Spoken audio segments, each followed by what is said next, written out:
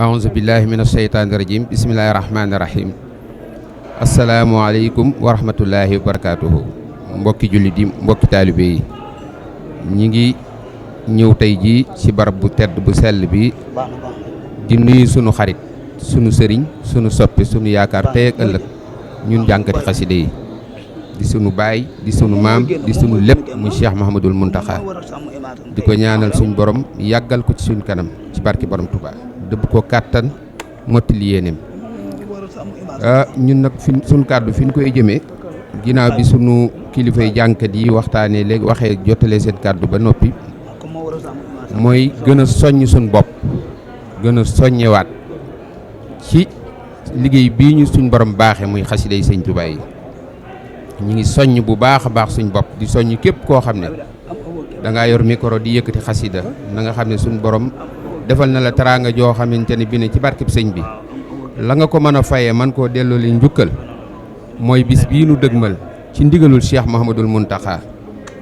bépp jàngkat bu mu mën a doon ngalawaay na nga jàpp ne lii sëñ bi bëgg yow yaa ko mën a def ci yow la mën a jaare am kuy ñëw na nga sol yére yu set ya nga gën a taamu ci sa col te nga sellal sa jëmm teyal sam xel sellal sa xol xam ne ñu fàttaliku wax ba sëñ Mountakha waxoon ne bu xare amoon tey jii jànkati xasida yi ñooy nekk ca kanam moom kat ndaka jekk xasida mas naa am cër ndaka jekk waaye moom bi mu dikkee dafa gën a dooleel ñooñ xasida ànd ak ñooñ xasida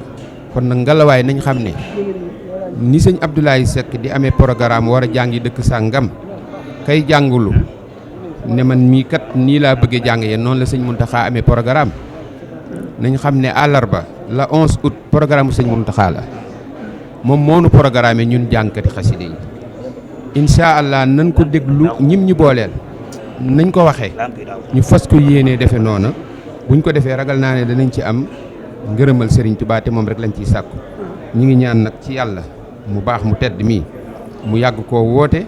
ñu yàgg koo ànd ak moom ci barke borom Touba ñu ngi siyaare bu baax a baax sunu mbokki jàngkat yi muy sunu mag yi ak sunu rakk yi ak sunu xarit yi di ñaan lii yàlla nañ ko tàmbale ci bismillahi rahmaani rahim jeexale ko ci alhamdulillahi rabbil alamin jërëjëf. lépp lu ngeen def comme prestation jëm si wàllu audiovisuel contacte leen Khadim Ndiaye borom Ndiaye Pro mi ngi si route de Belel jàkkaarloog boulangerie Gaynde Fatma woote leen gaaw si 77 325 68 20 77 325 68 20 boo bëggee liggéey bu xarañ liggéey bu tegu si temps am tali bi gaaw efficace contactel Khadim Ndiaye da ngay am la nga bëgg si liggéey bu set wecc